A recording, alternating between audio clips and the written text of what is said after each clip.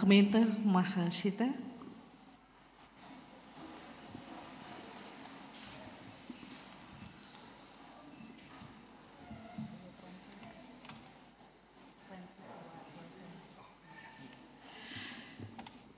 Selamat Sabat dan selamat datang kepada kita semua yang hadir pada Sabat ini. Goedemorgen, van harte welkom voor alle aanwezigen hier op dit moment. Pada Sabat ini kita akan membuat kebaktian yang sangat spesial. Op dit ogenblik hebben we een zeer speciale dienst. Dan diadakan dalam bahasa Indonesia. Wat gedaan wordt in het Indonesisch. Pengumuman pada hari Sabat ini tidak ada dan jemaat boleh dipersilakan membaca posdar. En op het moment is er geen mededeling en zal er voorgelezen worden. Ada satu mungkin yang perlu diketahui jemaat, ada kunci mobil yang tertinggal di toilet. Eén mededeling, belangrijke mededeling. Er is een autosleutel in de toilet gevonden, of een van de toiletten. Jadi kepada siapa yang memiliki kunci mobil dipersilahkan untuk menghubungi tua-tua jemaat atau pelayan jemaat setelah kebaktian. Dus voor hen die de autosleutel kwijt is, kan die zich melden. Untuk lagu pembuka kita sama-sama berdiri, kita nyanyikan lagu Sion nomor 184 ayat 1 sampai 3. Goed, laten we gaan staan op het openingslied te zingen 184.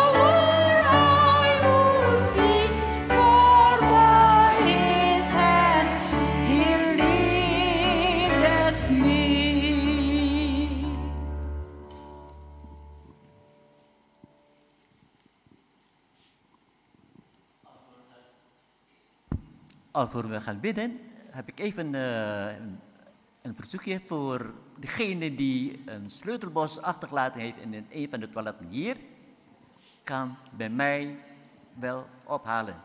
Dus degene die de sleutelbos per ongeluk in het toilet achtergelaten heeft, er komt al iemand aan.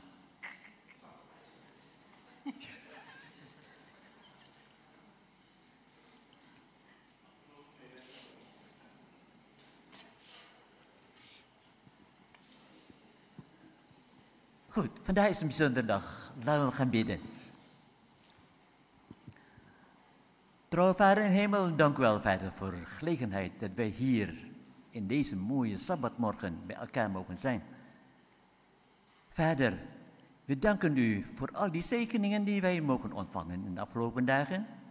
Bedankt dat gij over ons gewaakt hebt. Bedankt dat wij momenteel op dit moment gezond zijn, zodat wij hier voor uw aangezicht bij elkaar mogen zijn. Maar we weten ook dat er genoeg broeders en zusters thuis zijn, of een of andere reden. Wij verzoeken u ook hun daarbij te zegenen. En wanneer zij onderweg zijn naar dit gebouw, vragen ook, begeleid hun, zodat ze veilig hier aan zou kunnen wonen. Vader, we vragen ook of de Heilige Geest met ons wil zijn wanneer wij hier de dienst gaan verzetten. Zegen iedereen die hier aanwezig is en zegen vooral onze predikant, broeder Christa Roembij. Laat de Heilige Geest hem helpen, opdat alle woorden die hij tot ons spreken zal, voor ons een versterkend voor ons geloof gaat worden. Help deze dienst, Vader. Het is vandaag een bijzondere dienst.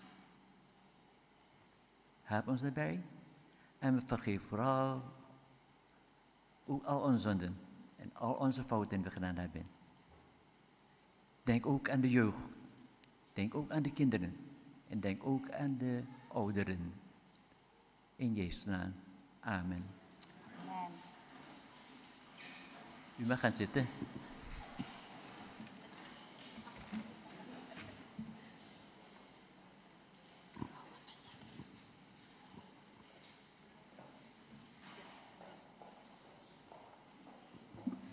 Saat ini kita akan mendengarkan lagu pujian. Ja, we gaan nu een speciaal lied horen. Kami mengundang kelompok atau vokal grup Ambassador untuk menyanyikan lagu pujian istimewa. En we nodigen de zanggroep Ambassador uit om voor ons te zingen.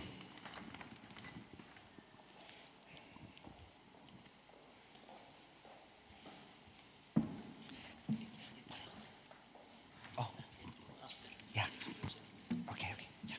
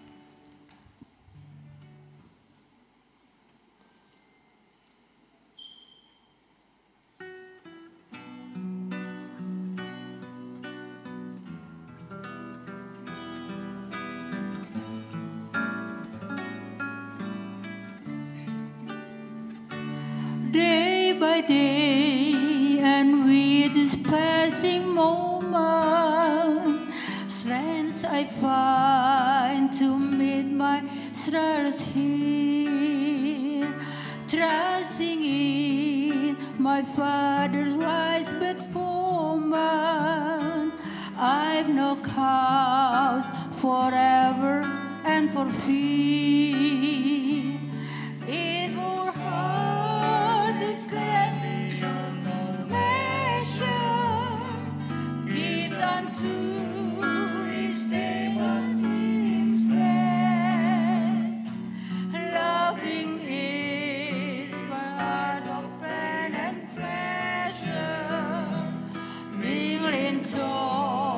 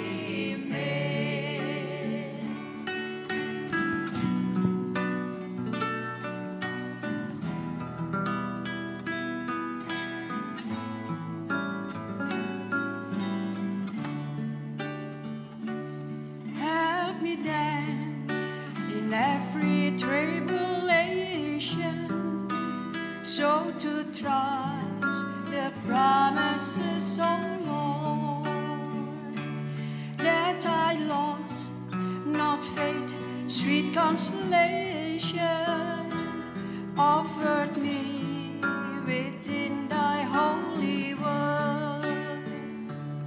Help me, Lord, when toils and troubles meet me, have to take as from the Father's hand, one by one, the days, the moments fleeting, till I reach the promised land.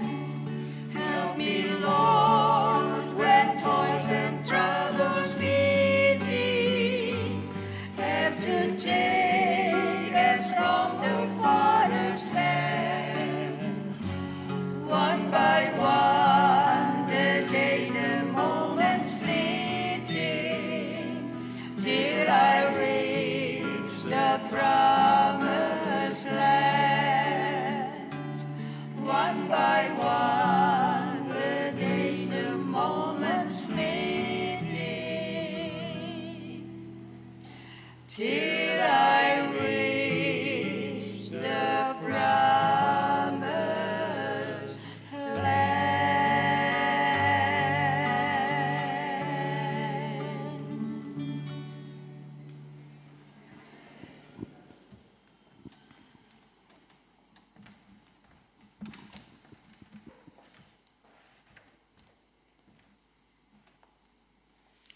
Terima kasih kepada lagu pujian yang dibawakan oleh kelompok vokal grup Ambassador. Hartelijk dank voor het speciaal lied wat bijgedragen is door het groep Ambassador.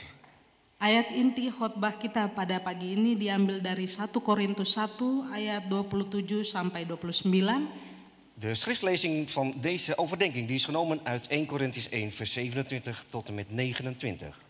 Pada sahabat-sahabat yang membawa Alkitab atau yang tidak membawa boleh dibaca di depan. U kunt zelf meelezen in uw eigen Bijbels en voor hen die niet of geen Bijbel hebben meegenomen, kan het niet voorstellen, kunnen meelezen op het scherm. Tetapi apa yang bodoh bagi dunia dipilih Allah untuk memalukan orang yang berhikmat. Maar het dwaze der wereld heeft God uitverkoren. Dan apa yang lemah bagi dunia dipilih Allah untuk memalukan apa yang kuat. Opdat hij de wijzen beschamen zou en het zwakke wereld heeft God uitverkoren. Opdat hij het sterke zou beschamen. Dan apa yang tidak terpandang dan yang hina bagi dunia dipilih Allah. En het onedele der wereld en het verachte heeft God uitverkoren. Bahkan apa yang tidak berarti dipilih Allah untuk meniadakan apa yang berarti. En hetgeen niets is, opdat hij hetgeen iets is, teniet zou maken. Supaya jangan ada seorang manusia pun yang memegahkan diri di hadapan Allah. Opdat geen vlees zou roemen voor hem. Untuk yang berikutnya adalah panggilan untuk bacaan persembahan, Tim Bimer. Ja. Vervolgens gaan we nu over tot de lezing van de overdenking. Collecte. Ja.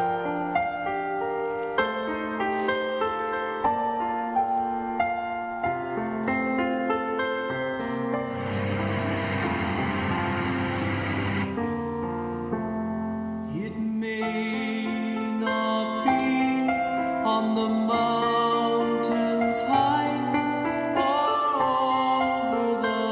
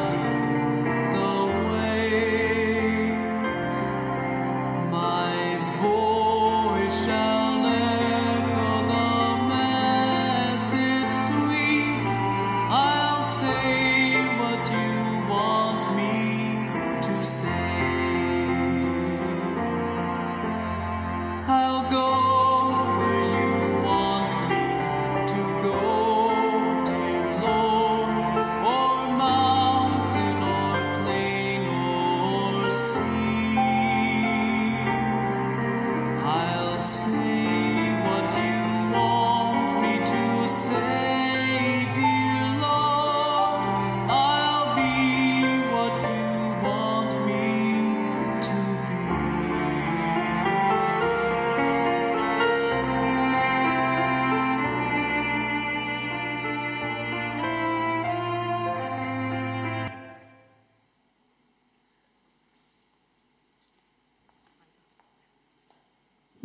Persembahan kita pada sahabat ini akan diambil untuk 2 kantong.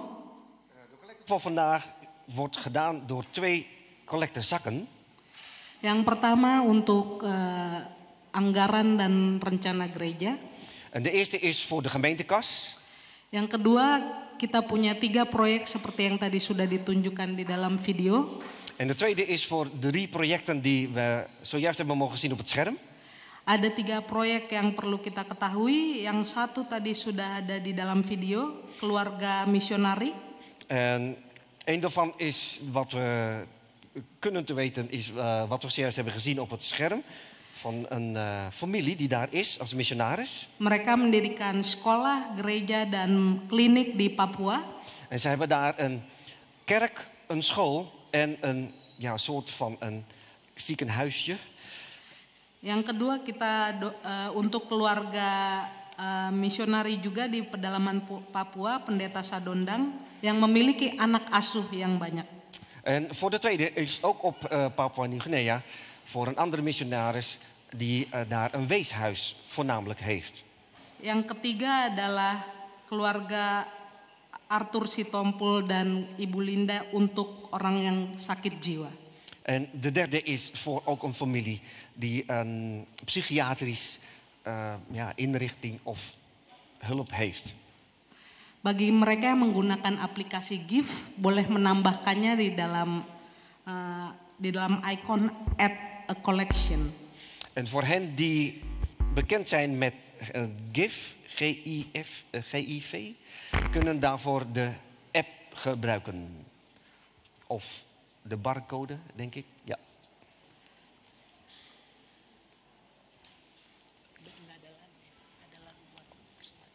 Ada.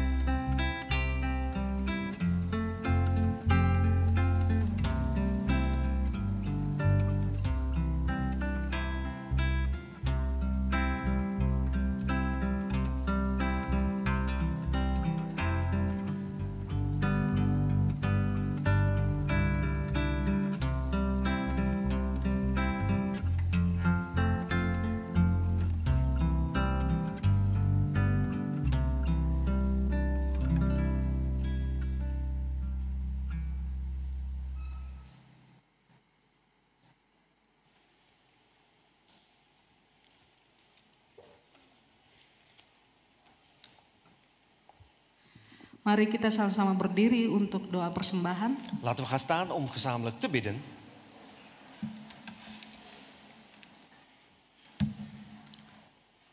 Bapa yang penuh kasih, O liefdevolle Vader, terima kasih atas kesempatan untuk berbakti pada hari Sabat ini. dank u wel Heer voor de mogelijkheid dat we hier met elkaar mogen zijn. Dan untuk mengumpulkan persembahan yang tak sebanding dengan berkat-berkat yang Kau berikan.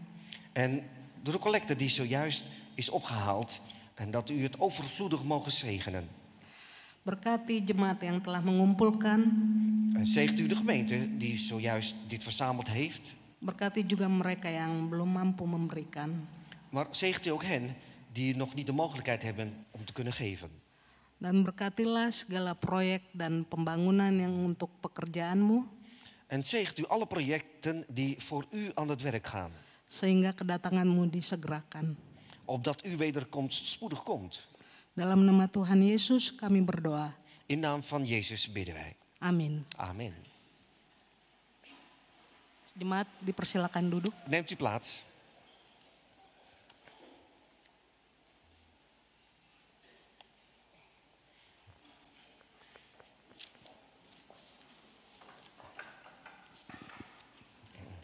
Oké. Ja, ja.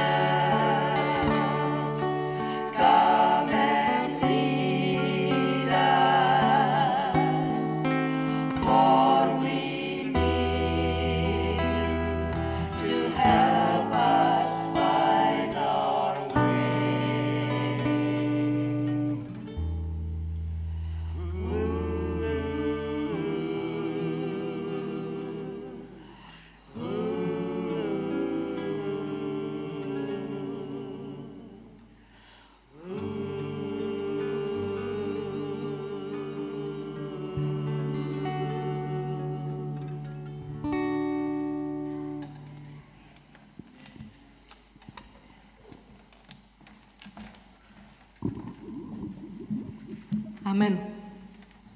Terima kasih kepada Vokal Group Ambassador. Sahabat ini adalah sahabat yang istimewa Zoals gezegd is deze Sabbat een bijzondere Sabbat. dan khotbah pada siang hari ini akan dibawakan oleh Pastor Krista Rumbai. En de predikatie wordt vandaag verzorgd door predikant Krista Roembij. Untuk sahabat-sahabat dari kelompok Indonesia yang sudah mengetahui, Pastor Krista Rumbai menggembalakan 4 jemaat. Ja. Voor de meeste Indonesische mensen onder ons kennen hem al dat hij ook 4 gemeentes heeft. Yaitu Jemaat Hausen, Maple, kelompok sekolah sahabat Urk, dan Lelystad. Ja, dus voor die steden heeft hij dus als gemeente. Untuk jemaat, selamat menikmati berkat sahabat ini. Tuhan memberkati. Goed, voor de gemeente neemt u plaats en geniet van de overdenking. Ja.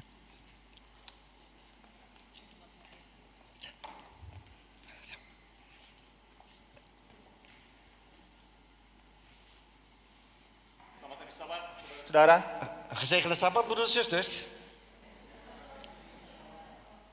ini hari yang berbahagia, kita harusnya lebih bersemangat lagi. Selamat hari Sabat. Het is een gelukkige dag, dus het moet meer opgewekt zijn. Gezegend Sabbat.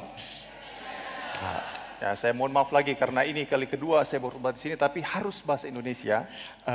Ik verontschuldig mij nu al, want ik ben de tweede keer dat ik hier ben en ik moet het in het Indonesisch doen. Saya ingat betul waktu pertama kali saya berkhotbah di sini ada yang pesan, berikut khotbahnya bahasa Inggris supaya kami juga bisa lebih mengerti. En ik weet nog bij de eerste keer dat de mensen vroegen van, voor de volgende keer in het Engels, zodat wij het ook begrijpen. Tapi ada permintaan kalau hari Sabat ini bahasa Indonesia saja lagi katanya. Maar er was ook de verzoek om deze Sabbat ook in het Indonesisch weer te doen. Ya, jadi karena memang tanggal 17 itu hari kemerdekaan Indonesia, sehingga kami berkumpul komunitas orang Indonesia.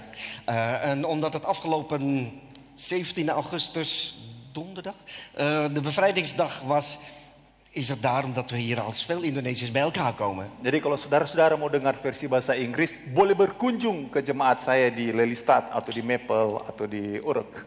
Als u de Engelse versie wil horen, dan bent u van harte uitgenodigd om mij te horen in Lelystad, Maple of Urk. Saudara-saudara, tadi kita melihat ada video singkat yang ditampilkan. Broeders en zusters, we hebben zojuist een korte video mogen zien. Saya teringat, jadi salah satu yang muncul di gambar video itu adalah sahabat saya kurang lebih 15 tahun yang lalu. En ik heb daar gezien een vriend die ik 15 jaar geleden heb ontmoet. Dan pada waktu itu saya sedang bertugas sebagai misionaris di salah satu daerah di Indonesia. En ik was daar ook dienstdoende, in Indonesië dus. Kemudian pada waktu itu di pulau tempat kami melayani itu tidak ada listrik. En toen wij daar waren, op dat eiland was er totaal geen elektriciteit. Dan pada waktu itu sudah sekitar jam 5 sore. En ongeveer om 5 uur in de namiddag Kami harus mengadakan perjalanan dari satu kampung ke kampung lain. moesten we op weg gaan van de ene dorp naar de andere. Kemudian tidak ada kendaraan. En ook was er geen vervoer, Hanya menggunakan sepeda. alleen maar een fiets. Kemudian karena hanya menggunakan sepeda, maka kami harus berjalan cepat. En omdat we alleen een fiets hadden, moesten we snel op weg gaan. Karena kami takut nanti ada binatang buas di jalan. Want Ada binatang buas, wild wel, animals. ja, dus want de kans bestaat dat je wilde beesten onderweg tegenkomt. Kemudian yang paling kami takuti tidak ada lampu. En wat ons nog meer bevreesde was omdat er geen lampen, geen licht was. Dan pada waktu itu ada ibadah Rabu malam, saya ingat betul. En ik kan me nog goed herinneren dat er een dienst was op woensdagavond. Sehingga kami harus cepat-cepat kembali lagi di kampung kami. Dus we moesten snel op weg gaan omdat we op tijd terug waren in onze dorp. Dan saudara-saudara tahu pada waktu kami sudah perjalanan kembali, En weet u dat op de terugweg, itu sudah mulai gelap, sudah setengah 6, sudah mau jam 6. dus was het al bijna 5:30 en het begon al behoorlijk donker te worden. Kemudian saya bilang kepada partner saya ini, En ik zei toen tegen mijn partner, dienstdoende ook, kamu jalan di depan, wij gaan voorop weg kemudian kamu teriak-teriak terus panggil nama saya. En constant mijn naam uitroepend, supaya saya tidak hilang jalan. zodat ik niet verdwaal. Dan karena saya juga, mata saya tidak lebih baik daripada mata kamu. En mijn ogen zijn niet zo goed als de jouwe. Kemudian siap pendeta. En degene zei, is goed predikant. Kemudian karena sudah mulai gelap kami sudah semakin takut. Jadi dia jalan cepat sekali sepeda di depan dan saya mengikuti dari belakang. En omdat het al echt behoorlijk donker begon te worden, fietste hij heel snel op weg voorop en ik erachteraan. Kemudian setiap 15 detik, 30 detik dia akan teriak, aman pendeta. En elke 15 minuten, half uurtje zei hij, het is veilig predikant. Saya bilang, aman Pite. Namanya Pite, Peter. Kalau Peter, ya Peter bahasa Inggrisnya. En ik antwoordde dan, het is veilig Pieter. Kemudian dia lagi, aman pendeta. Saya bilang, aman. Vervolgens weer, is het veilig predikant? Veilig. Tapi waktu itu sudah jam 6 lewat, sudah gelap sekali di tengah hutan. Maar op dat moment was het al over 6, dat was al pikken donker. Kemudian dari kejauhan saya lihat, ini ada bayang-bayang putih di depan saya ini. En vervolgens zag ik dat er witte schimmen voor me Kemudian saya lihat, ini hantu atau orang ini. En ik dacht, zijn dit geesten of zijn dit mensen? Kemudian saya langsung berpikir bahwa tidak mungkin ada orang di tengah hutan. En vervolgens dacht ik meteen, het is niet mogelijk dat er mensen zijn midden in de wildernis. Tapi saya lihat warna putih itu semakin hari semakin mendekat.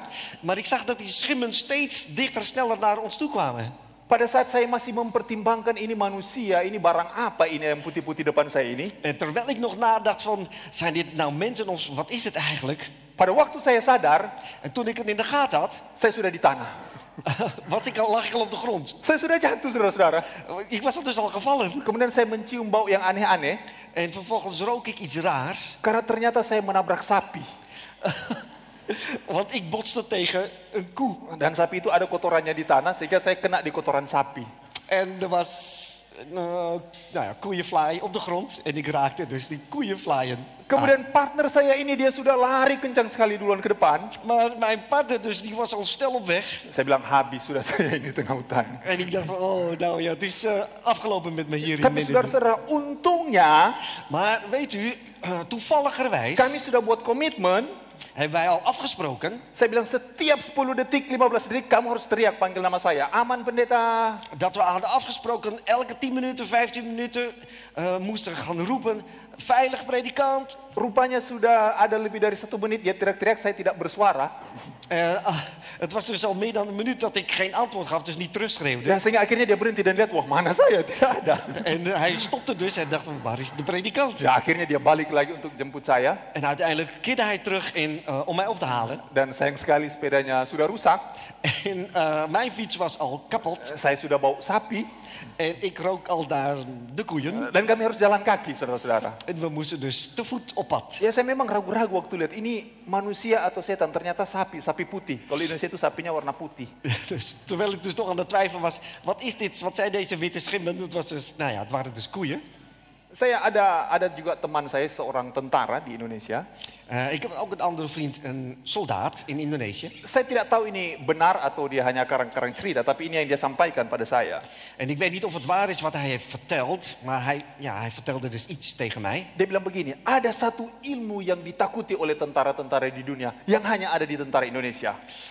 Hij vertelde mij, er is maar één kracht wat soldaten in Indonesië bang maakt. Apa itu? Ada yang tahu orang Indonesia? Weten jullie wie of wat het is? Ilmu apa itu? Welke kracht? Ilmu menaklukkan makhluk halus. Setan. Oh, dus kwade geesten dus. Ilmu menaklukkan begu. Tahu begu? Nee, wat is begu? Yang dari Batak. Siapa? Begu. Setan, songko. Oh. Songko bahasa Manado. Dus deze kwaadaardige geesten. Jadi katanya teman saya tidak tahu benar atau enggak ya. Jadi mereka itu belajar karena kalau di hutan bukan hanya akan hadapi musuh, tapi akan hadapi setan katanya. Jadi makhluk yang tidak kelihatan, ada ilmunya khusus. Katanya. Hij zegt dus, ik weet niet of het waar is, maar volgens hem leren we ook dus in het leger in Indonesië dat er 2 vijanden zijn. De echte vijand en ook die kwade geesten dus die je niet ziet. Ya, saya coba dulu ya, PowerPoint karena ini sudah lewat jauh. Di mana titiknya sini ya? Nggak berfungsi ya, atau saya harus mendekat.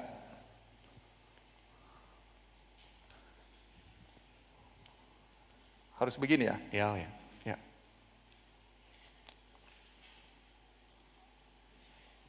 Ya, saya next aja, enggak apa-apa. Ya, boleh balik lagi di awal.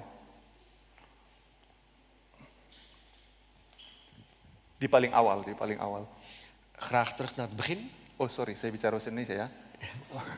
Geeft niet. Just start from the beginning. After the slide 2, I think. Slide 2. Ya. So saya punya dua slide di sini yang bahasa Indonesia dengan bahasa Belanda. Ja, dus we hebben twee presentaties. Één in het Nederlands en één in het Indonesisch. Ya, next slide. Volgende. Jadi tema kita pada sahabat ini adalah melihat apa yang tidak terlihat. Het thema dat we vandaag hebben is zien wat niet wordt gezien. Ya, tapi bukan melihat setan atau melihat sapi seperti Indonesia, saudara-saudara. Maar niet ziet wat we zo net over hadden, over koeien op de weg of over geesten. Ya, slide berikutnya. Kalau Volgende. kita membuka 1 Samuel pasal 17, Als we... Ja, 1 volgende. Samuel pasal yang ke-17, Als we lezen in 1 Samuel 17 vers 14... maka di sana kita akan temukan cerita di mana ada pertempuran hebat antara bangsa Israel dan bangsa Filistin. Dan wordt daar een geweldige strijd verteld over Israël tegen de Filistijnen. Kemudian di pasal 1 Samuel pasal 17 ayat yang keempat, En vervolgens wordt daar in 17 vers 4 verteld... lalu tampillah seorang pendekar dari tentara orang Filistin, namanya Goliat dari Gad. Toen ging er een kampvechter uit het leger des Filistijnen. Zijn naam was Goliat van Gad. Jadi Alkitab bilang ada pendekar, kalau bahasa Inggrisnya bilang ada champion dari orang Filistin. Dus in de oude vertaling, Statenvertaling lees ik, staat er een vechter, een kampvechter van de Filistijnen. Dan pada waktu kedua bangsa ini akan bertarung, orang-orang Israel mereka lihat, wah mereka punya Goliat, tentara yang sangat menakutkan. En toen deze twee volkeren tegen elkaar opgingen, zagen deze Israëlieten van... Wow, zij hebben Goliat, deze geweldige grote strijder. Dan saudara-saudara harus ingat bahwa bangsa Israel ini bukan bangsa petarung, bukan bangsa yang jago berperang. En u moet weten dat het volk Israël was geen strijdend volk, was geen oorlogzuchtig volk. Saya mau coba lagi katanya. Volgende slide. Belum bisa. It's okay, just help me to click. Jadi mereka bukan bangsa yang biasa berperang, sedangkan bangsa Filistin ini bangsa yang suka sekali berperang. Dus zij waren geen oorlogzuchtig of strijdend volk, terwijl de Filistijnen een hele erge oorlogzuchtige volk was. Mereka juga pandai membuat besi, pandai membuat senjata bangsa Filistin ini. En ze hebben ook metalen, ijzeren wapens. Sedangkan orang Israel, sejarahnya apa orang Israel? Terwijl de Israëlieten, weet u wat de Israëlieten hadden? Ini budak. Ze waren dus slaven. Mereka tinggal lama di Mesir, mereka hidup sebagai budak. Ze verbleven lang in Egypte, ze waren dus het slavenleven gewend. Pada waktu mereka kembali ke tanah perjanjian, maka pekerjaan mereka hanya apa? Petani, mereka memetik anggur, mereka mengembalakan domba. En toen ze terugkwamen in het beloofde land, wat was hun werk toen? Ja, nog steeds boer, een wijngaard verzorgen. Jadi wajar kalau bangsa Israel waktu mereka lihat Goliat, wah ini sangat menakutkan sekali. Mereka lihat dengan mata kepala sendiri, wah ngeri sekali Goliat ini. Dus je kunt je voorstellen, toen zij daar Goliat zagen met eigen ogen, die grote strijder, erg bang werden ze. Jadi menurut penglihatan orang Israel, Goliat ini sangat menakutkan.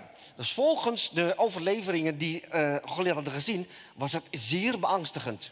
Namun tiba-tiba ada anak kecil. En vervolgens was er een klein kind. Anak kecil ini dia datang dan dia bilang, hei kenapa kalian semua orang Israel ketakutan? En dit klein kind, mens, zei tegen deze lieden, hey, waarom zijn jullie bang? Padahal Daud ini namanya, terwijl deze David genoemd, dia juga melihat Goliat sama yang dilihat oleh tentara Israel. Zag ook deze Goliat, net zoals de soldaten van Israël. Tapi dia tidak ada takut sama sekali. Maar hij was totaal niet bevreesd. Maka malah yang ketakutan itu orang lain. Terwijl de anderen juist wel waren. Coba kita buka dalam 1 Samuel pasal 17 ayat 33.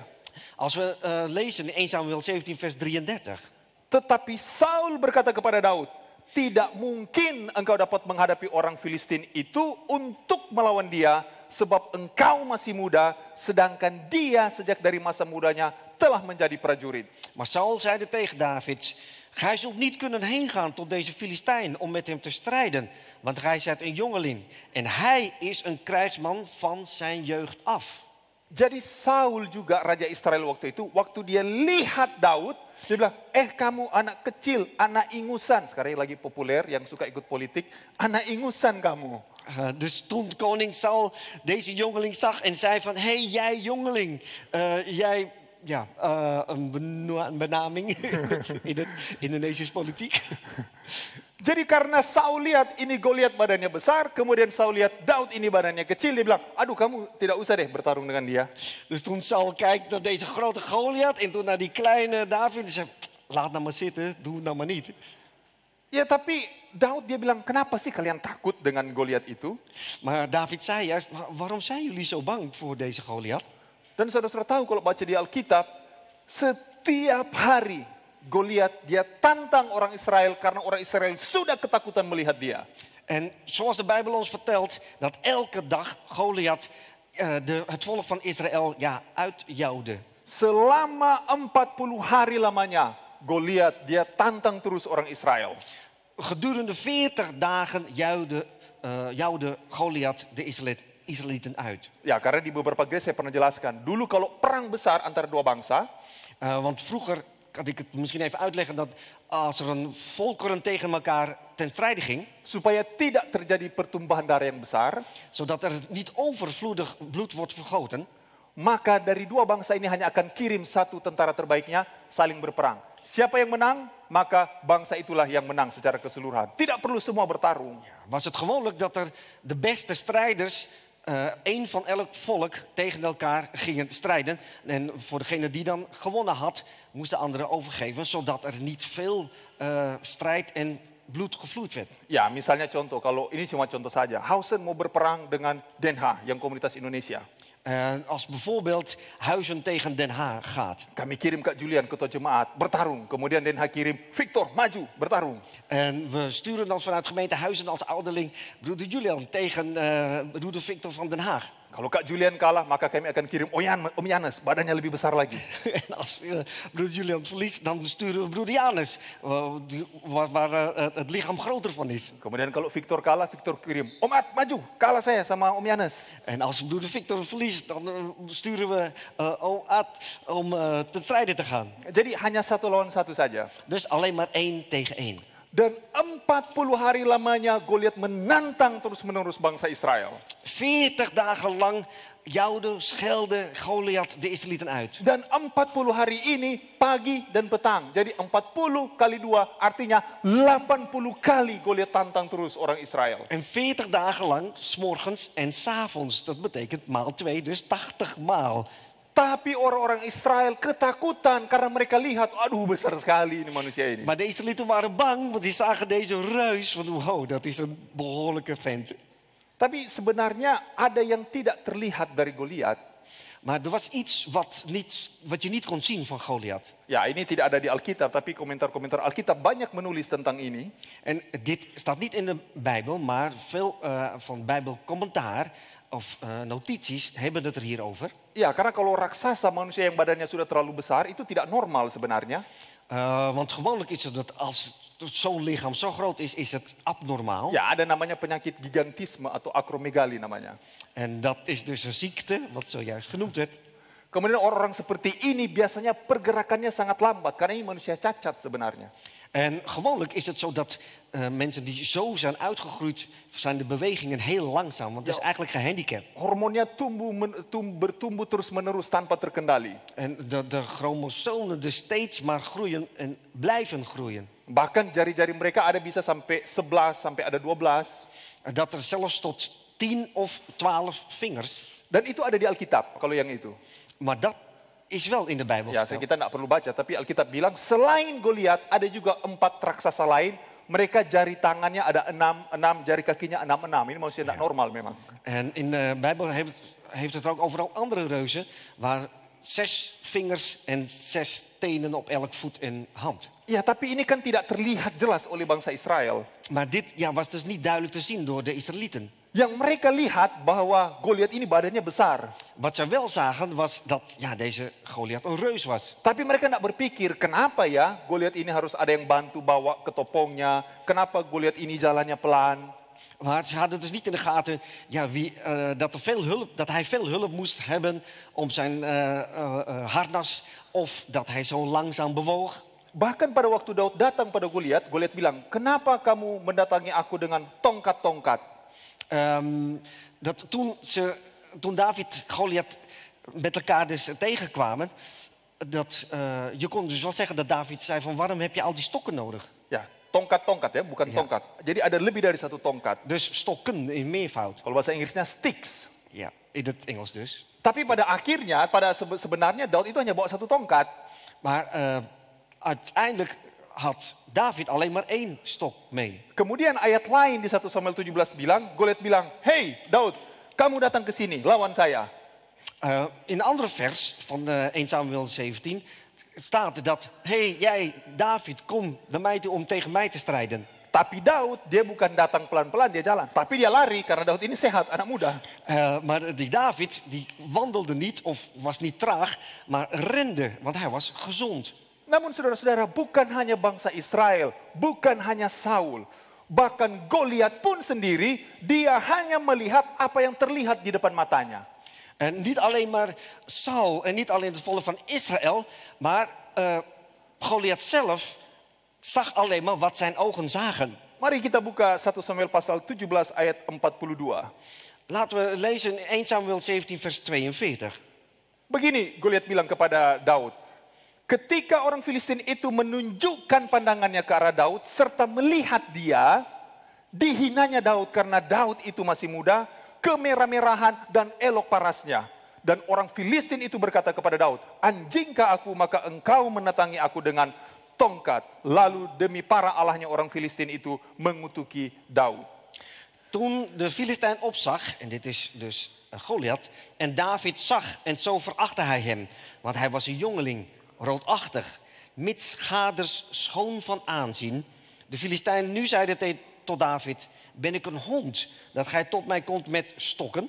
En de Filistijn vloekte David bij zijn goden. Jadi saudara-saudara, Goliat juga waktu dia lihat Daud, dia pikir, Daud ini anak kecil. Dus op het moment dat Goliath David zag, dit is maar een klein kind. Ya mukanya kemerah-merahan. En hij bloosde. Malahan dipikirnya bahwa, kalian ini orang Israel, mau bercanda kalian dengan saya ya. Dat hij zelfs dacht van, wil je met mij een grapjes maken om hem te sturen? Ya, karena pada waktu dia bilang, kalian pikir saya anjing, kalian bawa anak seperti ini. Want er staat geschreven, denk je dat ik een hond ben? Dat je alleen met zo'n klein iemand komt? Ya, karena kalau dalam bahasa asli Alkitab, bahasa Ibrani itu kalef, anjing itu sebenarnya adalah prostitusi atau homoseksual. Oké, dus in het Hebreeuws, de originele vertaling, is kalef, wat betekent, of kan ook betekenen, we lezen het, prostitutie of homoseksueel. Jadi Goliat pikir, kalian pikir saya ini gay sehingga kalian kirim anak kecil begini untuk saya sodomi. Goliath dacht dus bij zich, denken jullie dat ik misschien wel homoseksueel, dat je zo'n klein kind naar mij stuurt? Ini kan kalau di sekarang di Asia ya, saya tidak tahu di Belanda, ini kayak artis-artis Korea K-pop yang kulitnya mulus, ganteng-ganteng. Tidak kelihatan tentara ini modelnya. En in Indonesië, ja, ik geloof ook hier in Nederland, zijn de Koreaanse bijvoorbeeld artiesten, de huid heel, hoe noem je dat, heel mooi is. Ja, dat ziet er niet uit als een soldaat. Iya beda ya, mungkin kalau seperti Kak Julia, untuk Kak Nova lihat dulu waktu mendarat pertama kali di Manado, ini memang punya potongan laki-laki bagus, bisa berhasil di kemudian hari. Sudah kelihatan dari dulu, bukan begitu? ik weet het niet, zo vraag even aan Nova. Misschien als voorbeeld, met zuster Nova toen broeder Julian voor het eerst zag van dit is hem, deze vent moet ik hebben, die is goed voor de nageslacht. Ya, atau seperti Bruder Leon, memang dari dulu sudah ganteng, makanya waktu datang ke Indonesia di sini lihat, ini punya potongan bagus ini. Sudah kelihatan ini, vibes-nya sudah kelihatan, ini jadi bagus orang ini. Of misschien van broeder Leon, want de Vina naar hem zag en deze knappe vent, die moet ik hebben. Dat is goed voor de familie, voor de afstammelingen. Tapi kalau Daud tidak kelihatan tentara, maar David zag er totaal niet uit als een leger. Tapi soldaat. Goliat juga gagal melihat apa yang ada di dalam diri Daud. Maar ook Goliath zag dus niet in wat je in David kon zien. Sama seperti orang Israel dan Raja Saul gagal melihat yang sebenarnya dalam diri Goliat. Net zoals het Israëlisch volk en Saul naar Goliath keken. Saul juga gagal melihat apa yang ada dalam diri Daud. Ook Saul het dus niet inzag wat te zien in David. Goliat juga gagal melihat apa yang ada dalam diri Daud. Ook Goliath dus niet inzag wat er in David was. Karena kalau tentara di zaman dahulu itu terbagi 3 jenis tentara. Want in die tijd was het soldaat of het soldaat zijn kon verdeeld worden in 3 soorten. Ya, ada yang pertama namanya tentara infanteri. En de eerste was infanterie. Nah, kalau tentara infanteri ini tentara jarak dekat namanya. En de infanterie die staat voorop. Tentara pejalan kaki istilahnya ini. Dat zijn degenen die lopen. Kemudian yang kedua ada namanya tentara kalvari. En de tweede is het calvarie. Ya, next slide boleh. Volgende slide. Nah, jadi kalau tentara kalvari itu tentara jarak dekat, tentara infanteri jarak dekat, sedangkan tentara kalvari itu tentara yang menggunakan kuda. Atau kalau sekarang mereka yang bawa tank, bawa helikopter, Ja. pakai drone. Dus de infanterie die moesten dus te voet en liepen voorop. En de tweede calvarie die gebruikte toen paarden, wat je nu dus misschien wel tanks, drones. Tapi ada yang ketiga juga, jenis tentara yang ketiga. Maar er is ook een derde soort. Tentara yang ketiga namanya adalah artileri. En dat is de artillerie. Ya, ini tentara jarak jauh. En dit zijn degenen die op grote afstand staan. Ya, kalau dulu ini tentara yang pakai panah. Vroeger gebruikt zijn dat de pijl en boog. Ya, kalau sekarang tentara yang pakai rudal, tembak rudal dari jarak jauh. Maar nu... Apa? Tembak rudal dari jarak jauh. En nu zijn kanonnen, dus van grote afstand. Jadi ada 3 jenis tentara. Dus er zijn 3 soorten van soldaten. Kalau Goliat ini tentara infanteri jarak dekat pakai pedang. Als Goliath is infanterie. Hij gebruikt het zwaard, liep voorop, was dichtbij. Sedangkan Daud ini dia jenis lain. Maar David was van een andere soort. Karena dia seorang gembala, dia terbiasa menggunakan ali-ali. Jadi dia ini tentara jarak jauh. En omdat hij een schaapsherder was, was hij dus gewend om van een groter afstand iets te doen. Jadi dalam pemikiran Goliat, kita akan berperang 1 lawan 1, tombak dan pedang. Dus Goliath die dacht van, we gaan tegen elkaar 1 op 1 met zwaard. Sedangkan Daud berpikir, oh tidak, saya tidak akan mau bertarung 1 lawan 1. Saya dari jarak jauh aja, saya mau hajar kamu. Terwijl David dacht van, nee, ik ga op grote afstand en ik ga je ten strijde. Karena ada 3 jenis tentara ini di zaman dulu. Want er waren 3 soorten van soldaatschap zijn. Jadi yang pertama adalah infanteri, kalvari, kemudian artileri. Dus infanterie, calvarie en artillerie. Infanteri, ya. Artillerie. Kalau Indonesia ada 1 lagi, bukan hanya 3. En in Indonesië is er nog 1, het is niet alleen maar 3. Bukan hanya infanteri, kalvari, dan artileri. Niet alleen infanterie, calvarie en artillerie. Tapi ada jenis keempat namanya gossipleri. Maar er is een vierde wat genaamd is rolderarij. Ini bukan tentara perang, tapi tentara yang suka bikin orang berperang. Maar dit is niet een soldaat die ten strijde gaat, maar dit is iemand die graag oorlog teweeg brengt. Ada di sini tentara gossipleri, boleh angkat tangan. Zijn er hier misschien die van de Gossipleri.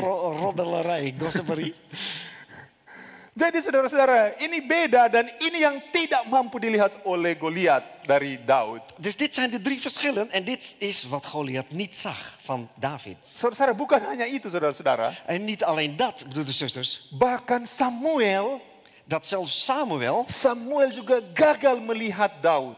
dat hij het ook niet zag over David. Karena sama seperti Goliat, Samuel hanya lihat apa yang ada di luar saja dari Daud En ini. net zoals Goliath zag hij ook alleen maar de buitenkant van David. Saudara-saudara tahu di pasal sebelumnya 1 Samuel pasal 16, Dat in het vorige hoofdstuk van 1 Samuel 16... Tuhan berbicara kepada Samuel untuk memilih raja.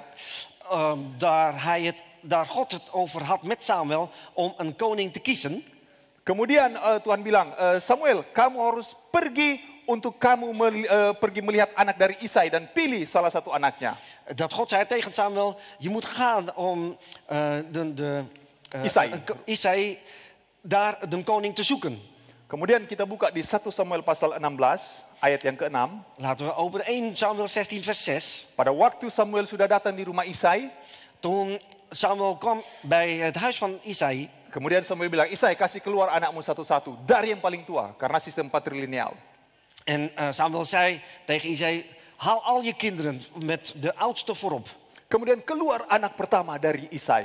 En vervolgens kwam de eerste kind van Isai. Namanya adalah Eliab. En hij heet genaamd Eliab. Kita baca ayatnya. En ja, 1 Samuel 16 ayat 6. Ketika itu masuk dan ketika mereka itu masuk dan Samuel melihat Eliab, lalu pikirnya, sungguh di hadapan Tuhan sekarang berdiri yang diurapinya. ik lees van het scherm.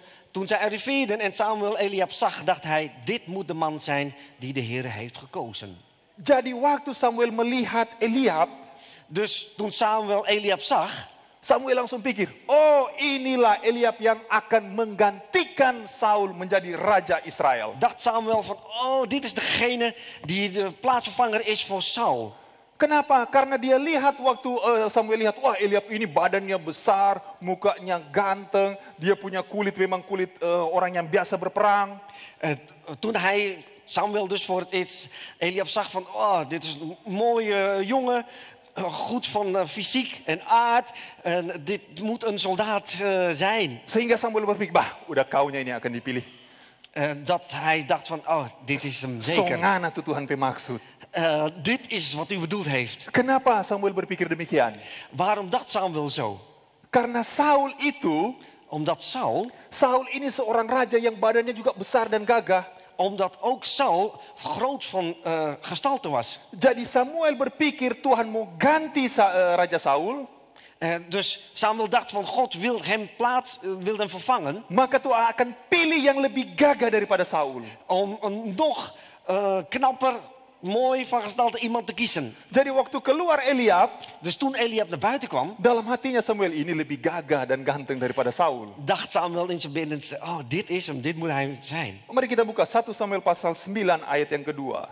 Laten we lezen 1 Samuel 9 vers 2. Orang ini ada anaknya laki-laki, namanya Saul. Seorang muda yang elok rupanya, tidak ada seorang pun dari antara orang Israel yang lebih cocok daripadanya. Dari bahu ke atas ia lebih tinggi daripada setiap orang sebangsanya. Die had een zoon wiens naam was Saul, een jongeling en schoon. Ja, er was geen schoner man dan hij onder de kinderen Israëls. Van zijn schouderen en opwaarts was hij hoger dan al het volk. Jadi Alkitab bilang Saul ini elok parasnya, gagah sekali dia, dan tinggi, tidak ada orang Israel yang lewat bahunya.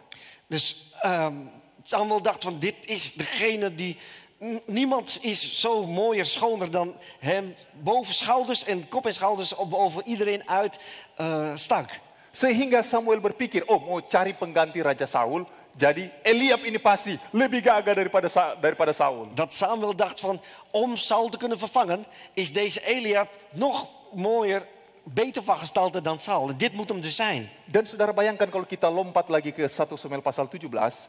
En je kunt zich voorstellen dat als we weer teruggaan in 1 Samuel 17, Pada waktu Goliat muncul, toen Goliath tevoorschijn kwam, Saul ini badannya besar juga, saudara-saudara. Saul was ook al groot van gestalte. Tapi Alkitab bilang Saul yang badannya besar ketakutan lihat Goliat. Dat de Bijbel ook zegt van, terwijl deze grote man Saul Goliath zag, hij bevreesd Kemudian raakte. datang Daud yang anak kecil ini, kemudian Daud yang gagah berani melawan Goliat. En vervolgens kwam deze kleine David om tegen te strijden te gaan tegen Goliath. Jadi raja pertama orang Israel itu adalah Saul.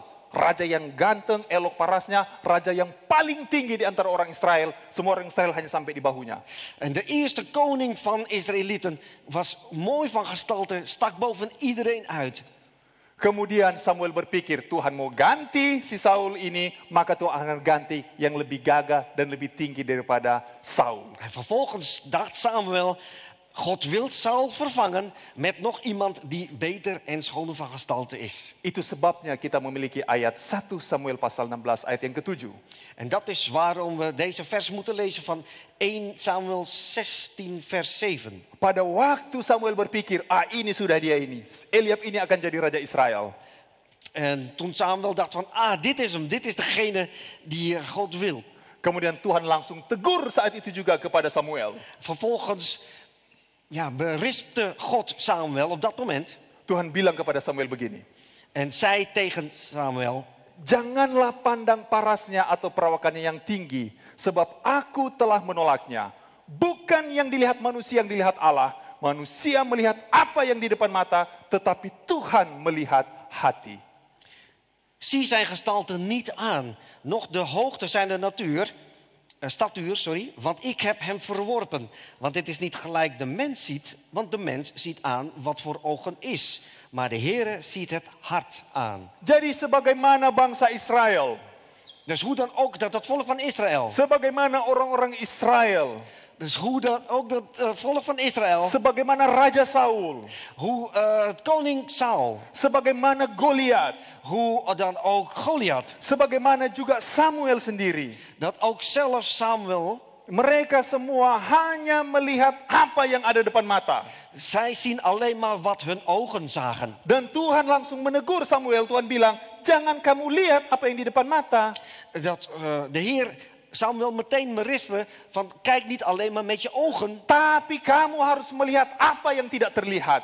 Maar je moet kijken wat je niet ziet. Jangan kamu lihat topinya Kak Julian ini bagus. Dat je niet moet kijken naar van hij heeft een mooi hoedje op. Jangan kamu lihat jas pendetanya itu bagus. Niet kijken naar een mooie jas heeft een predikant Tapi yang aan. kamu lihat adalah hatinya dia yang dilihat. Maar je moet kijken naar het hart die hij heeft. Dan Samuel pikir bahwa Tuhan itu lihat-lihat yang fisik-fisik, yang gagah-gagah. En Samuel dacht alleen dat God naar het fysieke kijkt, naar het mooie zijn. Makanya Tuhan bilang, Samuel, bukan itu yang aku lihat. Daarom zei de Heer ook, nee Samuel, dat is niet wat je ziet. Karena aku melihat apa yang ada dalam hati.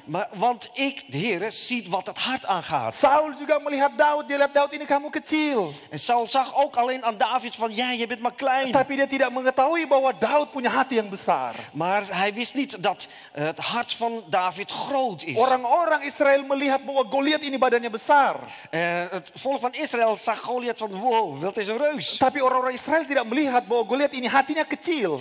Maar zij zagen niet dat het hart van Goliath een klein hart heeft. Dan kejadian pertarungan atau perang antara bangsa Israel dan bangsa Filistin ini ceritanya mirip-mirip juga terjadi pada zaman orang-orang di jemaat Korintus. En wat er toen gebeurde tegen die strijd van de Israëlieten tegen de Filistijnen is heel erg lijkend op wat er gebeurt in de gemeente Korintius. Jemaat di Korintus bukan berperang secara fisik. De gemeente van Korintius waren niet fysiek tegen elkaar. Tapi mereka berperang karena dalam gereja ada perbedaan-perbedaan pendapat. Maar in de gemeente, in de kerk, was verschil van mening. Dan kota Korintus ini, saudara-saudara, En deze stad, Korintius, dames en heren. banyak orang-orang dari Yunani yang datang ke kota Korintus. Veel mensen van de Griekenland kwamen naar Korintus. Kemudian mereka menjadi Kristen karena pelayanan Paulus. En zij werden christen door Paulus. Dan orang-orang Yunani ini adalah orang-orang yang pintar berfilsafat. En deze Grieken waren hoog in intelligentie van filosofie. Orang-orang Yunani ini juga secara ekonomi mereka orang-orang yang mapan, orang-orang yang kaya. En ook qua economie waren ze erg hoog. Kemudian ada satu kelompok yang lain juga di gereja di jemaat Korintus. En er was ook een andere groep in de gemeente van Korintus. Anggota-anggota jemaat yang punya latar belakang amoral. Waarvan de leden de achtergrond van amoraal was. Anggota-anggota jemaat yang kehidupan mereka dulu sangat berdosa. Dat hun achtergrond vroeger erg zondig was. Ada yang pelacur. Er waren de prostituees. Ada yang melakukan dosa-dosa keji lainnya. En er waren nog anderen die zware overtredingen. Kemudian mereka juga tidak berpendidikan. En ze hadden dus geen werk, Mereka geen juga functie. bukan orang yang kaya. Ze waren ook niet rijk. Dan terjadilah perselisihan di jemaat Korintus. En vervolgens gebeurden er oneenigheden in de gemeente Korintus. Dan orang-orang Yunani ini bilang kepada orang-orang yang termarginal ini. En de Grieken die zeiden dus tegen de andere groep in de gemeente. Mereka bilang, kalian pinter saja, tidak. Jullie zijn helemaal niet wijs, Mau goed. bilang ada uang, mau bilang kaya juga, tidak. Dat je geld hebt of wat dan ook. Nee, ook niet. Terus kalian mau melawan kami di gereja ini. En dat jij of jullie tegen ons één willen gaan. Kemudian Paulus menulis surat kepada jemaat Korintus. Vervolgens schreef Paulus een brief aan de Korintus. Ayat tema kita. En dat is ons thema van vandaag. 1 Korintus pasal 27. 1 Korintus pasal 1 ayat 27 sampai 29. 1 Korintus 1 vers 27 tot en met 29. Tetapi apa yang bodoh bagi dunia dipilih Allah untuk memalukan orang-orang yang berhikmat. Dan apa yang lemah bagi dunia dipilih Allah untuk memalukan apa yang kuat. Dan apa yang tidak terpandang dan yang hina bagi dunia dipilih Allah, bahkan orang yang tidak berarti dipilih Allah untuk meniadakan apa yang berarti, supaya jangan ada seorang manusia pun yang memegahkan dirinya di hadapan Allah. Maar het dwaze der wereld heeft God uitverkoren, opdat hij de wijzen beschamen zou. En het zwakke der wereld heeft hij uitverkoren, opdat hij het sterke zou beschamen. En het onedele der wereld en het verachte heeft God uitverkoren. En hetgeen niets is, opdat hetgeen iets is, teniet zou maken. Opdat geen vlees zou roemen voor hem. Saudara-saudara kita yang ada di tempat ini pada hari Sabat ini. Broeders en zusters, wij die hier aanwezig zijn op deze Sabbat. Kita mungkin boleh merasa bahwa saya ini orang yang kecil sama seperti Daud. Misschien ben ik wel net zo klein, voel ik me net zo klein als David. Kita mungkin berpikir dan kita merasa bahwa saya ini orang yang kecil yang tidak punya pengalaman apa-apa dalam perang. Misschien voel ik me zonder ervaringen als in een oorlog of een strijd. Kita juga mungkin berpikir bahwa saya sama seperti Daud. Semua orang berpikir saya kecil, saya tidak punya pengalaman, saya tidak tahu apa-apa, saya tidak punya tampang untuk jadi orang Kristen. Misschien dat je voelt net zoals David, zo klein, ik heb geen ervaring, ik heb geen dienst, ik heb geen goede intentie om een christen te worden. Saudara-saudara juga mungkin merasa bahwa saya ini tidak cukup pintar untuk jadi anggota jemaat. Misschien dat je zelf wel voelt van ik ben niet goed genoeg om een lid te worden van de gemeente. Saudara-saudara mungkin berpikir, aduh saya ini bodoh mau baca sekolah sahabat saja. Harus 10 kali baca sekolah sahabat, 10 kali baca Alkitab, baru saya bisa mengerti firman itu. Misschien dat je bij jezelf denkt van ik moet de sabbatschoollessen wel 10 keer lezen. Ik moet de Bijbel misschien wel 10 keer lezen voordat ik het begrijp. Saudara mungkin merasa bahwa saya ini adalah yang paling berdosa di antara kita semua. Misschien dat je zelf denkt van ik ben de grootste zondaar van ons allen. Kita mungkin merasa saya yang paling tidak bermoral di dunia ini. Misschien dat je van jezelf denkt ik heb absoluut het minste moraal op deze hele wereld. Saudara-saudara mungkin berpikir saya tidak punya baju yang bagus untuk datang pada hari Sabat. Misschien dat je zelf denkt van ik heb geen mooie kleding om naar de kerk te komen op Sabbat. Saudara-saudara berpikir mungkin saya punya masa lalu yang terlalu buruk di dunia ini. Misschien dat je van jezelf denkt ik heb zulke grote problemen in het verleden gehad. Tapi firman Tuhan berkata, Maar de Bijbel, het woord van God zegt bahwa Tuhan tidak pernah melihat hal-hal yang seperti itu. dat God niet naar al die dingen kijkt. Bahwa Tuhan tidak pernah melihat apa yang ada di luar. Dat God niet kijkt aan de buitenkant. Bahwa Tuhan tidak melihat apa yang terlihat oleh mata ini. Dat God niet kijkt wat jij of wij met onze ogen Karena zien. Tuhan tidak melihat apa yang terlihat, tapi Tuhan melihat apa yang tidak terlihat oleh matamu. Want God kijkt niet met wat wij zien, maar God kijkt met wat wij niet zien. Kita boleh merasa orang yang paling berdosa, paling lemah, paling tidak berdaya. Misschien dat je jezelf voelt dat we de grootste zondaar zijn. De allerminste. Tapi Tuhan berkata, justru yang dianggap bodoh oleh dunia, Maar juist God zegt dat de dwazen, justru yang dianggap hina oleh dunia, dat degenen die aan de kant zijn gezet, justru yang dianggap kecil, miskin, buta, telanjang, tidak berdaya dianggap oleh dunia, dat de kleinste, de armste, de meest ongewaardeerde hier op de aarde, itulah yang akan dipakai Tuhan untuk memalukan dunia ini. dat zijn degenen die door God worden gebruikt om de getuigen op deze wereld. Saya bawa dalam nama Yesus. Amin. En ik neem dit in naam van Jezus. Amen.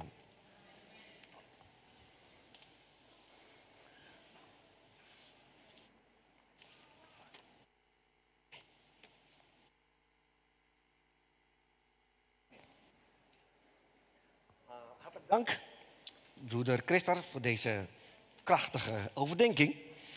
En dan mag ik nu uitnodigen Cor Huizen. Niet verlegen, Cor Huizen, komt u maar.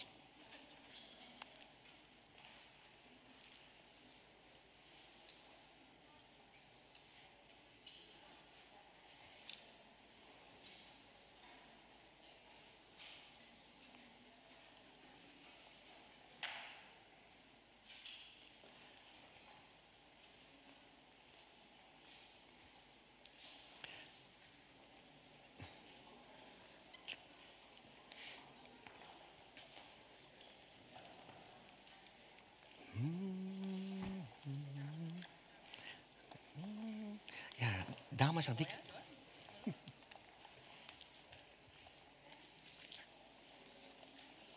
Bang. Goed verteld. Ja, amen. Dank de Heer. Gezegende Sabbat. Gezegend Sabbat.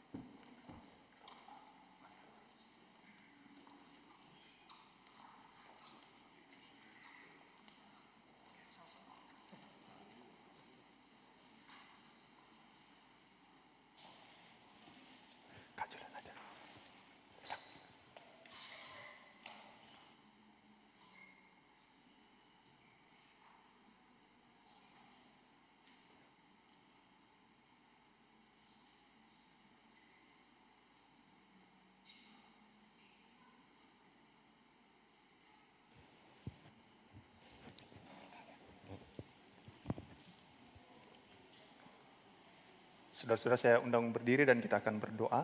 We vragen de gemeente om te gaan staan opdat we gaan bidden.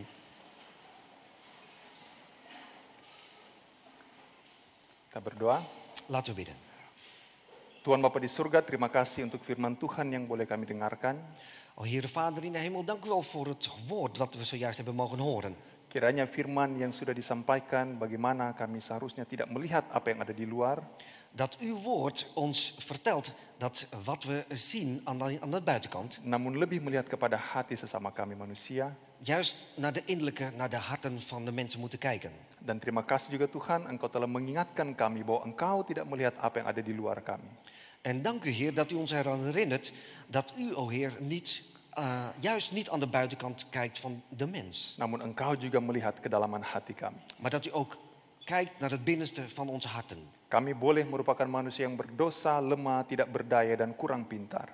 Dat wij wellicht mensen zijn die min zijn, vol van zonde, van fouten. Tapi dengan kuasa Roh Kudus kami semua akan dikuatkan. Maar door de hulp van de Heilige Geest wij allen ondersteund mogen worden. Terima kasih Tuhan Yesus. Dank u wel, Heer Jezus. Dalam nama Tuhan Yesus Kristus kami sudah berdoa. Want in uw naam bidden wij. Amin. Amin. Silakan duduk saudara-saudara. Neemt u plaats. Saat ini kita akan mendengarkan lagu pujian yang terakhir dibawakan oleh Jemaat Hausen dengan alat musik angklung. Goed. Dan roepen we nu voor degenen die deelnemen aan de instrumentaalstuk, voor het specialied, als laatste bijdrage van de gemeente Huizen met het instrument angklung. Ya, En angklung is een bamboe-instrument. cepat-cepat karena sudah lapar. Tante di sini. Kasih turun sedikit. Ini yang kayak kecil. Ini yang kayak kecil.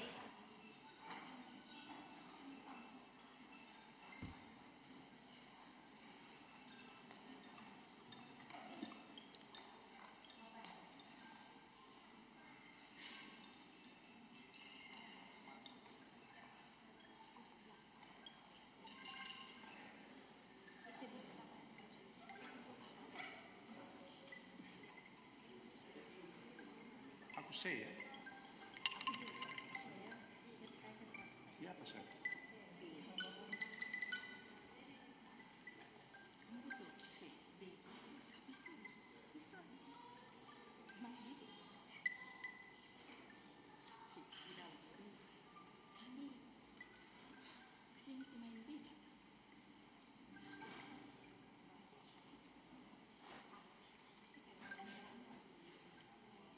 Oh, ambasade juga ada.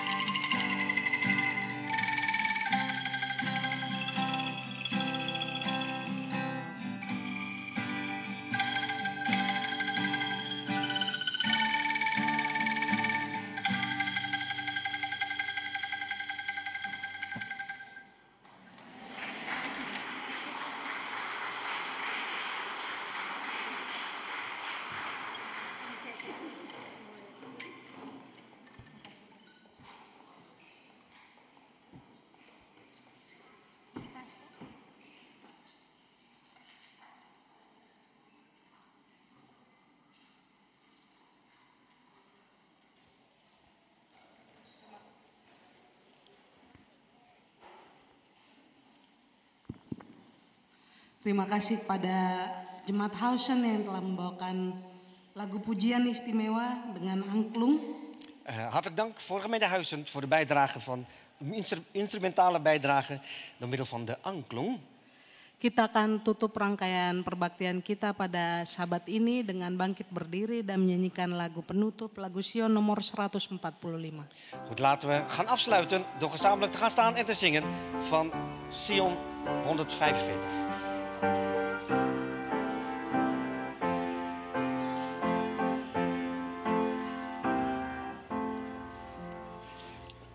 Kalau serta Tuhan kita hendak jalan di sinar kenyang mulianya, banyak berkat indah yang hendak diberinya pada yang turut dan percaya.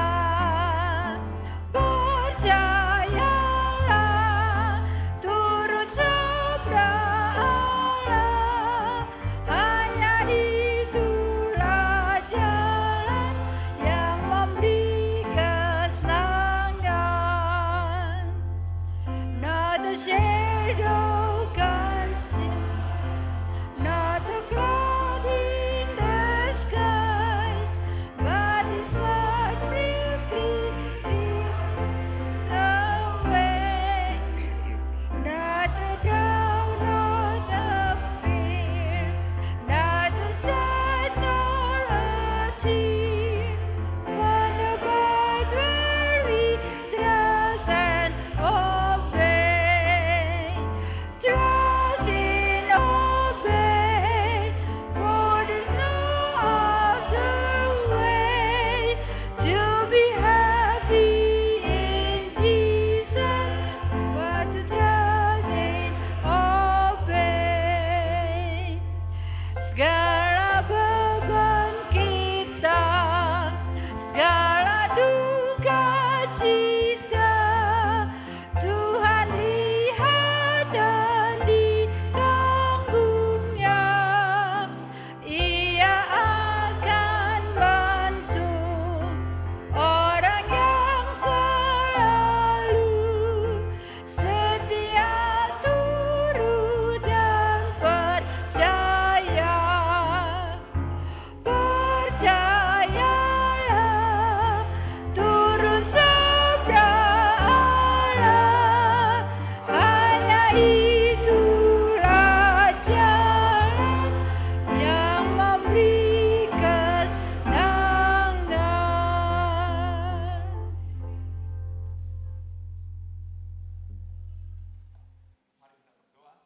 Laten we bidden. Bapa yang ada dalam kerajaan sorga, O Heere Vader die in de hemel, kiranya berkat dari sorga boleh menjadi bagian kami semua. dat uw zegen over ons allen mogen uitstorten. Dari hari ini sampai selama-lamanya. Vanaf vandaag tot in de eeuwigheid. Di dalam nama Allah Bapa, In naam van Vader in de hemel, Anak, Zoon dan Roh Kudus. en Heilige Geest. Amin. Amen.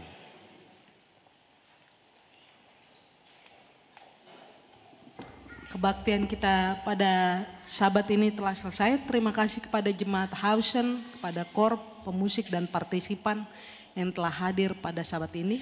Hiermee is de dienst afgelopen en we willen gemeentehuizen bedanken voor de koor, voor de instrumentale bijdrage en de participatie van alles.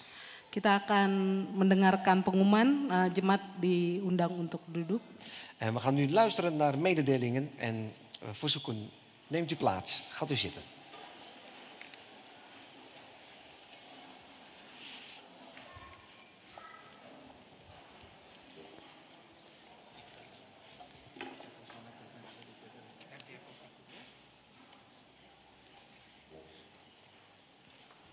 Zoals beloofd wil ik u het uitslag van de quiz van de Sabbatschool bekendmaken.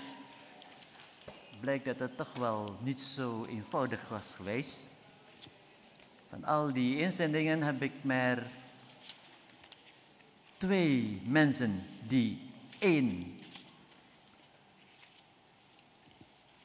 een fout heeft, een andere mening heeft. Ik zal die persoon even oproepen, dan kan die gelijk het envelopje, ook met betrekking tot de Indonesian Day, hier in ontvangst nemen. Dat is ten eerste broeder Marlon en Trinidad. Marlon Trinidad staat op. Marlon Trinidad.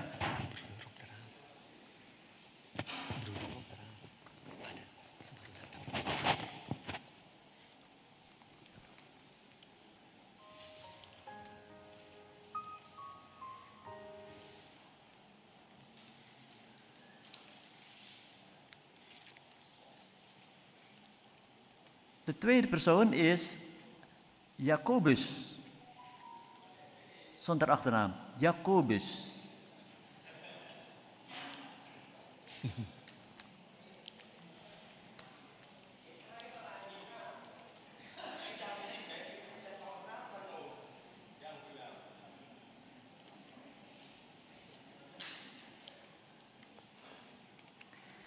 En als derde, die heeft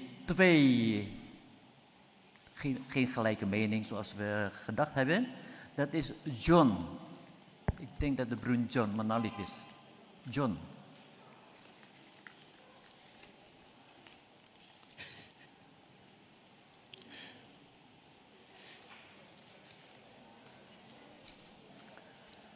Er zijn een heleboel John, maar goed, we schrijven nu, omdat het Indonesian Day en geen Indonesische John.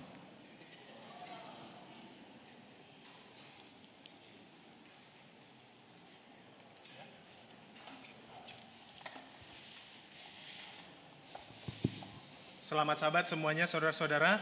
Gezegend Sabbat iedereen, broeders en zusters. Kelompok Indonesia di Gereja Advent Den Haag ini Wij van de Indonesische groep in Den Haag, bersama dengan Gereja Hausen samenwerkend met de gemeente Huizen, telah menyediakan makanan Indonesia yang autentik.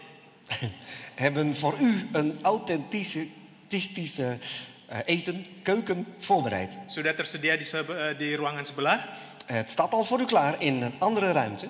tetapi saya ingin memberikan satu aturan. Maar ik wil u een aantal regels geven. Bagaimana kita masuk ke ruang sebelah. Hoe we de zaal hiernaast treden. Tetapi sebelumnya saya mau mengucapkan selamat datang kepada Wakil Dubes Indonesia di sini. Maar alvorens dat wil ik eerst van harte welkom heten de vice-ambassadeur van Indonesische ambassade. Van harte welkom heten. Bapak Panggabean dan Ibu, boleh berdiri supaya yang lain bisa kenal. Man en vrouw hier aanwezig. Ucapkan selamat datang juga kepada mereka. Ook van harte welkom van hun uit. Oke, begini aturannya untuk kita makan siang bersama. Goed, als volgt dan gaan we naar het samen eten. Setelah saya baca aturan ini, kemudian kita akan berdoa bersama di sini, kemudian kita akan masuk ke sana. Nadat ik deze mededeling heb gedaan, gaan we in deze ruimte samen bidden. En dan gaan we gezamenlijk naar de ruimte hiernaast. Jadi ada 5 food station di sana. Dus er zijn 5 eetkraampjes. Soto, nasi goreng, gado-gado, dessert, dan cendol. Die 5 dus. Pada saat saudara masuk ke ruangan sebelah, Zodra u binnentreedt in de zaal hiernaast, maka saudara boleh antri ambil makanan hanya di salah satu food station. neemt u dan één van de kraampjes 1 gerecht. Kemudian saudara mendapatkan makanan tersebut, Als u dat eten hebt, lalu saudara boleh duduk menikmatinya. en dan kunt u plaatsnemen al daar om van het eten te genieten. Ya. Setelah saudara selesai makan dari satu food station itu, Als u klaar bent van een van die eetkraampjes, baru saudara mengantri lagi ke food station yang selanjutnya. neemt u dan weer plaats of in de rij voor de volgende of voor een andere eetkraampje. Dengan membawa piring saudara yang kosong itu ke food station selanjutnya. Met een lege bord die u hebt dan al naar dat eetkraampje. Lalu di food station selanjutnya itu saudara akan diberikan makanan yang baru lagi. En daar bij dat nieuwe of de andere eetkraampje krijgt u opgeschept Jadi eten. intinya adalah kita makan satu jenis makanan pada suatu saat. Dus het gaat er eigenlijk om dat je één gerecht tegelijk neemt. Jadi itu adalah cara terbaik yang kami anjurkan pada saat ini saudara menikmati makanan yang sudah disediakan di sana. Dat is dus wat wij voorstellen, zodat we allemaal het beste kunnen genieten. Kemudian pada saat saudara masuk lewat pintu situ ke sana, Vervolgens, als u dus daar binnentreedt door die deur, lalu saudara akan menerima sendok dan garpu untuk saudara pegang. krijgt u een lepel en een vork die u bij u houdt. Tolong gunakan sendok dan garpu ini untuk makan saudara. Gebruikt u dit bestek om Untuk te semua eten, makanan yang saudara akan makan. om van alle gerechten te eten. Jadi tidak ganti sendok garpu setiap ganti food station. Dus het is niet de bedoeling dat je bij elke eetkraam een ander bestek pakt of krijgt. Lalu Vervolgens, pada saat saudara keluar dari ruangan ini, als u dit vertrek verlaat, saudara akan menerima souvenir dari kelompok Indonesia. krijgt u een souvenir mee van de Indonesische groep. Souvenir ini adalah miniatur gantungan kunci angklung. En dit is een kleine miniatuur van de angklung. Een sleutelhanger, sorry. Angklung. Saudara sudah dengar tadi musik angklung. U hebt zojuist al gehoord van de muziek van angklung. En dit is een miniatuur. Saudara bisa pakai gantungan kunci angklung ini untuk saudara sendiri. U kunt dit sleutelhanger gebruiken voor uzelf. Atau mungkin saudara punya kenalan orang Indonesia yang ingin saudara berikan. Of dat u het misschien wilt graag doorgeven aan iemand die u kent. Jadikanlah angklung ini sebagai alat untuk memperkenalkan bahwa ada kelompok Indonesia di Den Haag, di Hausen, yang mau berkenalan dengan orang-orang Indonesia lainnya. En dat dit dus zo mogen wezen dat voor degene aan wie het u wilt geven, te laten weten dat er een Indonesische groep hier is. Baik, Goed, kita akan berdoa dulu. laten we eerst gaan bidden. Masih ada beberapa pengumuman lagi, sorry. Jadi di sana ada 4 meja makan. Oh, sorry. Er is nog wat andere dingen. Er zijn dus daar 4 eettafels of kraampjes? Eettafels. Dan meja makan ini dikhususkan kepada orang-orang yang 65 plus. En die zijn speciaal bedoeld voor 65-plussers. Kalau saudara belum di umur itu, jangan duduk dekat meja makan. Als u dus nog niet die leeftijd hebt, kom daar niet in de buurt. Lalu anak-anak di bawah 12 tahun, En voor de kinderen van beneden 12 jaar mereka akan memiliki program hari ini di rekreasiezaal. krijgen we een speciale programma in de recreatiezaal. Tetapi mereka boleh ambil makanan dari situ kemudian pergi ke rekreasiezaal. Maar zij mogen wel het eten meenemen daar naar de recreatiezaal toe.